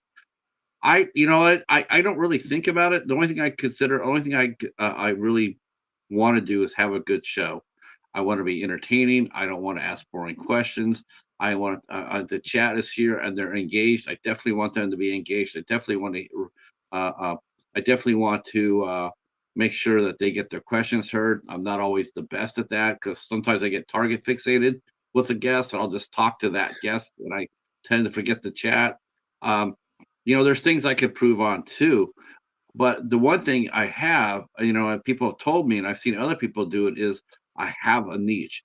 I have something I do all the time, all the time, every day, all the time, and nobody else is really doing it like this. And so, that's really what you want to do. You want to get known for something. Like when Brian, the movie Dragon guy, walks through the door, the one thing I can tell people right away is that guy knows everybody's freaking birthday. Yes, one thing for sure. He knows everybody's birthday. Uh, um, Not off and the top of my head, but if you give me a second, I could look him up for sure. and it's a great calling card. You go on there you go on the community tab and you see that, or on Instagram you see that, and it's a really good calling card, and it's consistent. Every day I'm going to see something cool about somebody's birthday. I don't know who it is or what year, or anything else, but I do know coming from that channel, I'm going to get that, and that's something I look forward to. Let's Thank see. you. Yeah, I try. It is actually a lot of work. Please, it doesn't look like a lot of work, but I'm about a month ahead in terms of content for the community tab slash Instagram and Facebook and Twitter. But yeah, thank you for noticing. And I've actually been getting a lot more interaction. I was considering a couple months ago stopping doing that. And then I saw the interaction numbers on the back end of my YouTube channel, and there are some days where I'm getting 400 votes on the Yeah. what's your favorite movie from Samuel L. Jackson or whoever. There and keep in mind, I have just over 1,000 subscribers, so to get 400 votes on anything on a relatively small channel, I didn't Exactly. realize I was getting that sort of interaction because I was looking at the likes and the comments, and I was getting 5, 10 likes on something, or a few 5, 10 comments, which is it's okay, and I love every comment and I love every like, but it's not on the scale that you need to grow a channel based off of just that alone. So I was actually thinking about stopping it, and then someone pointed out, "Hey, well, you got 400 votes," and I was like, "What?" And so I started looking. I'm like, "Yeah," and then so now, on the lot on the light end, I'm getting 80 to 100 votes per day's survey question, but on the high end, I'm getting 2 or 3 or even 400 votes daily on To that me, now. and to me, So honestly, to me, that's more important. That's more important than a short because you're getting engagement. People are actually reading your content and taking the time to think about the question that you asked. Then they answer it. And believe me, when I tell you, and I've said this before because I did a poll on whether I should continue to do my I do dollar theater along with Hobbs, and that's where we review movies for $1.25 or less that we get for $1.25 or less. And I put out a poll and I said, would you rather vote? Would you guys rather vote on the movies that I'm looking at, or you want to be surprised? Um, and I got a lot of people. I was surprised. I got almost like 50 people answering that. And I was like, and I even said that on camera. I said, maybe I should be doing this a lot more. I should be doing more polls. And I have been thinking about that and going like, I need to do more polls because there's a lot of engagement there. And it's like, wow, okay, I would think that this is something I should be doing. I like what you do. I think the birthday thank thing is really cool. I like the polls. And Jim likes your channel too. And oh Jim's got major. He's probably, as far as my immediate circle, I think he probably has the biggest channel as far as mm, subs go. He's gotten his channel is, both his channels are. He's got one channel that has close to 60,000, I think, and one Oh, channel wow. that close to 10,000. Um, Nice. and So he's got massive followers as well. But he says here, it says Brian has a great setup for his YouTube homepage. Lots of engaging playlists front and center. A lot of creators don't have a good homepage. I have that too. I have my playlist front and center too. I want people to see my playlist. I put my playlist, everything I do, including this right here. I always put links down to past episodes. Yep. If you look at any one of my interviews, I will have not only your social media in there, but I will have links to I'll have links to others. So on this one, I have my Instagram page, and then I have another playlist for other interviews. Because if you watch this and you're entertained by this, and you go and you want to sub to Brian's homepage, you'll see that there's stuff that I have out there too, and then maybe you'll just hit that and be taken for a ride. That's what I hope. Let's see. Jim says here, Jim, let me tell you what Jim's been saying here. He says Brian uses tags very well. A lot of channels miss using tags on the video. Now I am pretty good at that. I'm pretty good at that. I do tags pretty well. Hobbs mentioned good stuff. I'm kind of retooling my channel. It's that time. A refresh is always good. I'm doing much better at. I see. I'm putting down. I'm doing much better at using tags and answering comments. Man, I did not realize how bad I was at that until I started catching up with my comments. Comments are engagement. Comments will bring other engagement. I'm always bummed out when I don't get any comments. It's like, but then again, I tend not to tell people that. I don't tell people enough to subscribe or comment on my own stuff. I will tell it for other people's stuff, like go watch Hobbs's playlist, but I don't talk about mine as much. I don't know why that is, but uh, Hobbs is being told to spring clean his channel. Let's see. Hobbs Well, is look, sitting there saying, "Yep, I think the easy place to do it would be after introducing the guest and doing a quick, hey, this is who my guest is tonight. Tonight I have as on first time on my channel, yada yada yada. And by the way, in the comments section, if you have any questions for my guest tonight, put them there, and we'll try and get to them as the conversation goes along. If you do a call to action like that right off the top, that's a good place to remember to do it at. See, Hobbs was mentioning, uh, let's see, he says, can't get by on reviews alone anymore. He has to make Mhm. some changes. Yeah, that's why I'm glad I'm doing the show. I couldn't just be a review channel. That would be, you guys can, but mine seem to be declining. I don't know about that. I think your reviews. I don't know. Okay, let me ask you a question, Brian, Mhm. and I'd like to hear your opinion about this because and of course the chat too. Definitely throw in the chat in this because I'm a firm believer of this. I'm a firm believer that you get more engagement if you show your face. I'm one of those that says you have to when you're doing YouTube, you have to show your face. Um, if you don't, and if you just do voiceover, I mean, we talked about Anthony's channel, but Anthony's part of the Cinema Squad. He has many, Mhm. many videos of where you can see who Anthony is. Mhm. I'm a firm believer that you have to show your face. People do not want to just talk to an avatar, or they don't want to talk to you. They just don't. They feel disconnected. They don't feel engaged because they don't know who they're talking to. They can't see who they're talking about. They can't see the reaction. Well, Like I tend to push back a little bit because I think you can do any type of channel on YouTube and have it be successful. It just has to be good and it just has to be unique. In terms of faceless channels, like for example, I was just I would before I came on your channel today, I was just watching a faceless YouTube channel called Rowan J. Coleman, and he is I believe a Scottish YouTuber, and he does like hour-long recap documentaries on like Star Trek The Next Generation, and the one I was watching was part 3 of his Stargate series. So he does really well researched, really well edited documentary YouTube videos that are hour and a half, 2 hours long, and he doesn't show his face. So I agree that having your showing your face is a really good way to do it because we're human beings. We have two eyes and one mouth, right? So we have two ears and one mouth.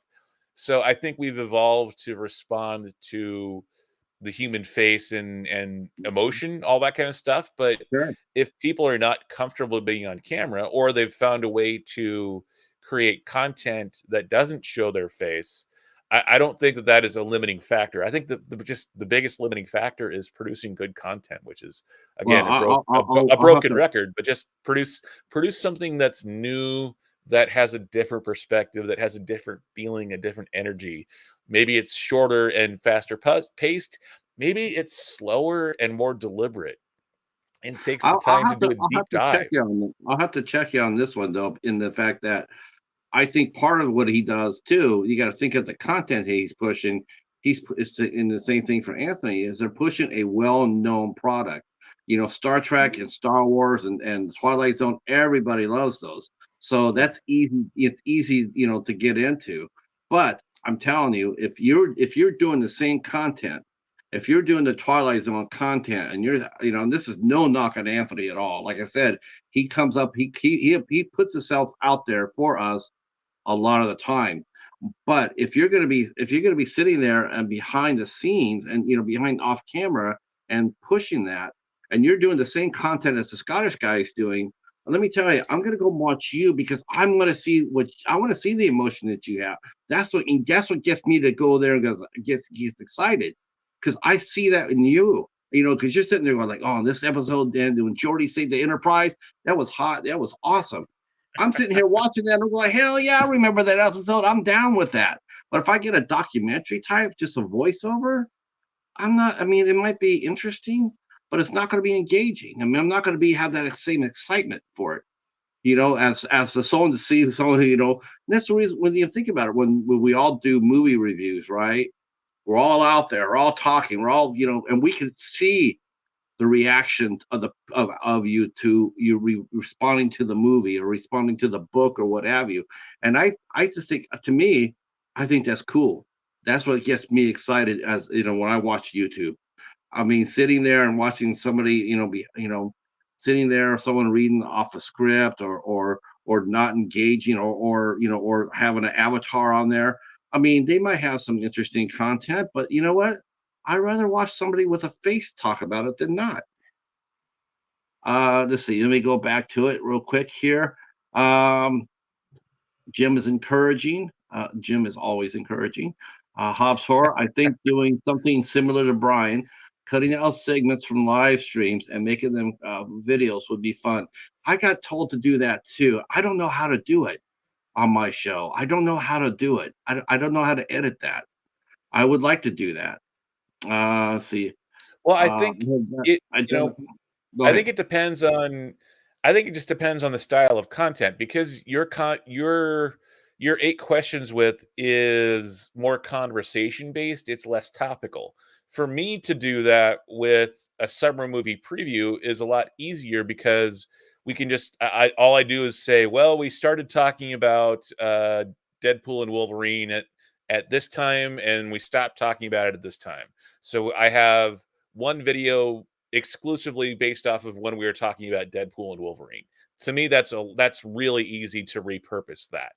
And Yeah. the fact that I take the screen like this, I use Restream as opposed to StreamYard, but it's basically the same thing.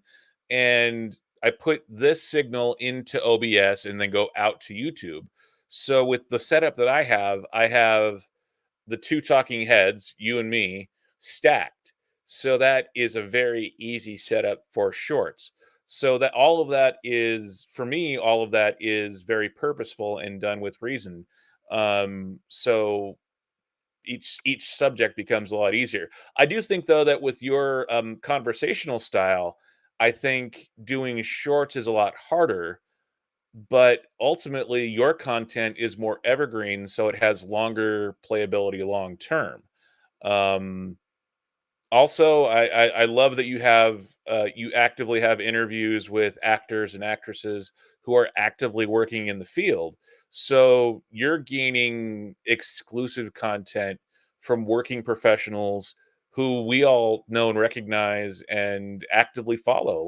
Like I was watching your Corin Nemec interview, and I loved him on Stargate SG-1. I mean, he was only there for one season, but I remember when I was in high school, he was doing Parker Lewis Can't Lose, and that was a fun show. And like for example, when ER started, there was like the really big dude who was sort of like the force of nature character on Parker Right, Lewis Can't Lose, named Kubiak, and he was right. just like the big linebacker, defensive lineman guy.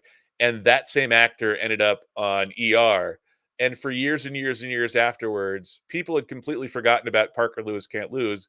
But I would say, "Oh, look, there's Kubiak," and everyone would know exactly who I was talking about. So, um, the fact that you have all this great, what do you say, like 400 interviews, I think, deep with eight You're questions with you're actors. you're episode 427. Wow. And to be in that list I'm honored to be in that list of with professional actors and actresses and directors, especially of Corin Nemec's status kind of thing. So I that is definitely something that I want to start doing more of myself, more interviews. Because my with my channel, I'm trying to do more evergreen content, more interview style based stuff, because that's part of the thing that I love about journalism is talking to people. Yeah. And with with the rise of video podcasting, it used to be when I got into TV news that you would, in order to have face-to-face conversations like this, you would have to pay hundreds of dollars for 15 minutes worth of satellite time just to get a video signal down, and then you'd have to have the power of an entire TV station to send it out to the world to a couple of thousand viewers. Now we can use Restream or StreamYard for free with just a little watermark thing in the corner and send it out to everybody for all time, evergreen, forever, living on YouTube and or Rumble or Twitter or any of these other platforms that let us stream video. So, I mean, honestly, we're living in a golden age of being able to do what we love. Like 20, 30 years ago when I was in high school and people were just talking about the internet and everyone was saying, "Well, it's the democratization of ideas." And you'd sit there and go, "Okay, what does that mean?" And I don't think anyone could have imagined what social media would become or what YouTube would become. But even as late as the year 2002, 3, 4, having video streaming was really, really expensive. Because if you think about the amount of electricity and the amount of data space, that recording space that it takes to hold data, the idea of having something like YouTube, which is free, it's 100% free and will always be free, hopefully, knock on wood. Um, Other than the equipment to produce content, to be able to say that you and I are talking over a free platform, over a free broadcast network, that still to this day blows my mind. And it's not about knowing the right people, it's about being in the right place and just producing, or not being in the right place, it's just producing good content. And that is both the frustrating and the mad and the beautiful thing and the maddening thing about it is produce good content. That's it's that simple. Produce good content, engage with your viewers, build an audience, and do stuff that people want to watch. You Right. can do it any way you want. You can do it yelling and screaming and going to the most infuriating thing, or you could do fun and uplifting. Just be good. Just be Yeah. entertaining. Just be, Yeah.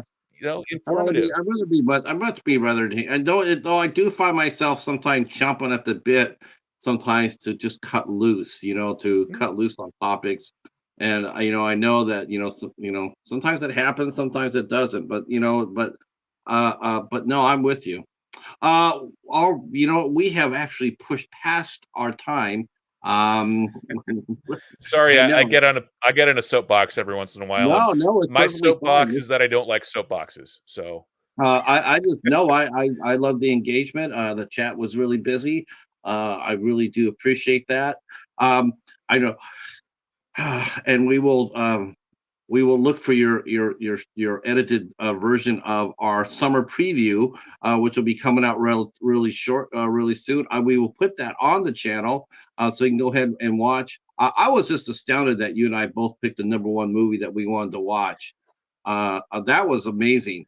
Like I said before, I said I think we picked it for the different reasons, but we both picked the same movie for number one. Um, I think you know the Borderlands story, right? that it was based off the video game. Right. I mean, did you ever play it? No, I played Dune or Doom, Dune and Doom, growing up in a lot of different video games, but I did not play Borderlands. Me, I want to see. You know, I know she has a small part in it, but I want to see it because Haley Bennett's in it. That's just me. Oh yeah, Larry the Cat Dad is here, and he agreed with what you just said. Yeah, this has been very entertaining episode. Normally I don't do Sunday nights, but I'm so glad I did this one. And this has been a lot of fun. All right, let me tell you what's going on because I have a very long week, and this is just day two of that long week. Tomorrow afternoon at 2 o'clock, we will be talking with our good friend Anthony Shabbat, and he'll be here at 2 o'clock, and we'll be talking some movies and some baseball, and Anthony's writing his memoirs, and we'll talk about that at 2 o'clock on the 23rd, Tuesday the 23rd. We have a double header. We are flying to the UK to hang out with Tiffany Ellen Robinson. She will be here with us at 2 p.m. on Tuesday. And when we come back, we'll talk to Kenny Sparks at 8 p.m. Uh, let's see. I'm glad to have been exposed to Brian's channel. That means you sub to it, which is really important, and thank you for that. If you have not subbed to Brian's channel, I put the link on top of the chat so you guys can go there and click on it there, or you can go to the description box and click on his. I put his YouTube channel and I also put his Instagram there. And there you go. You gained a new follower. See, that's awesome. Uh, yay! Let's see. On the 24th, I will be joined by Ant from the Friendly Men. He'll be back on Wednesday as we entertain the band Sex Dream. They will be here on Wednesday at 8 o'clock, and yes, they will be playing some music. On the 25th, we have Spooky Kisses will be back with us after a long time. They will be back, and look at another Cinema Squad member just walked through. Cinema Squad takeover. The Upside Dan. What's going on, Dan? Hey All right, Dan, Dan. Man, Cinema Squad, man, they're awesome. yeah, They're great awesome. guys, absolutely. Don't forget a girl. They have a girl there. What? Lisa loves. Yes, she is. She New is. member? I have been pushing for her for over a year. So now she's. I hope the next time they do a Cinema Squad event, I do hope that they incorporate her. So because she's awesome. Yeah, Um, love her channel, love seeing her yeah, reviews, and she's fantastic. a good addition to the Cinema Squad, no I think doubt. so too. I haven't seen her on there yet, but they have such great chemistry and such have such fun Yeah, with all of their group, especially uh, live streams.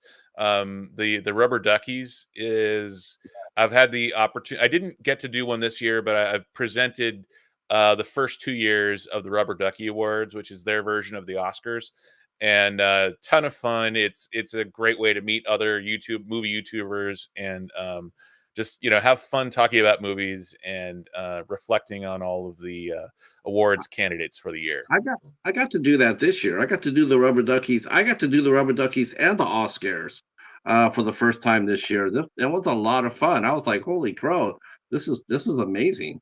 Um, I'm super psyched out too. I'm super psyched out when they mentioned some of the movies that I watched that no one else really knew about, but they had. They were on top of Brightwood, and then the audience voted our friend Karen for who started Thanksgiving. They voted that she had the best death of last year, and I was really excited about that. And I couldn't wait to tell her, and she was so honored. Best death scene last year in a horror film. Uh, okay, on the 25th, I have Spooky Kisses at 8 p.m. On the 28th, we have the ISC Midnights will be back, and we'll be talking about Rust Creek on the ISC show, hosted by our good friend Mary Wilson, but here on my channel. Thank you guys so much for coming out. Hopefully, we'll see you tomorrow at 2 o'clock. If not, we'll see you at 2 o'clock Tuesday for Tiffany Ellen Robinson. If you can't make it out for Anthony, of course, all these interviews will be on replay.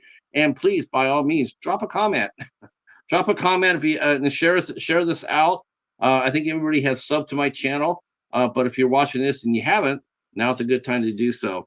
All right, real quick, the last thing I got before we go is, what do you got going on your channel this week? This week is editing, and more editing on our summer movie preview. I'm trying to push that out for this upcoming weekend. And then I'm also trying to start a couple of different live streams, announcements of which are forthcoming. But basically, I'm trying to do more live streams and have more guests, as opposed to doing just movie reviews and movie rankings. So I'm trying to expand my content and get more live streaming, get those valuable watch hours up, and working towards the monetization goal of the 4,000 watch hours. So that's all the stuff that's Yep, kind of coming and up on my channel. you have playlists too, right? Oh, I have more playlists than what I know what to do with. I've Okay. forgotten more playlists than most people have created. So I know I'm gonna be redoing my playlist as well. I have them already as it is, but I'm gonna go back and redo it. I did one already. I made one just for musicians that I've interviewed. mhm. So there's a playlist for just musicians. So if you want, if music's your thing, hit that playlist, and there you go. All right, everybody. Yeah, thank you so much, Larry. I appreciate that. Stay right where you're at, Brian, and for everybody else, thank you so much. And we will talk at you. We'll talk at you tomorrow. Thanks for watching, everybody. Peace.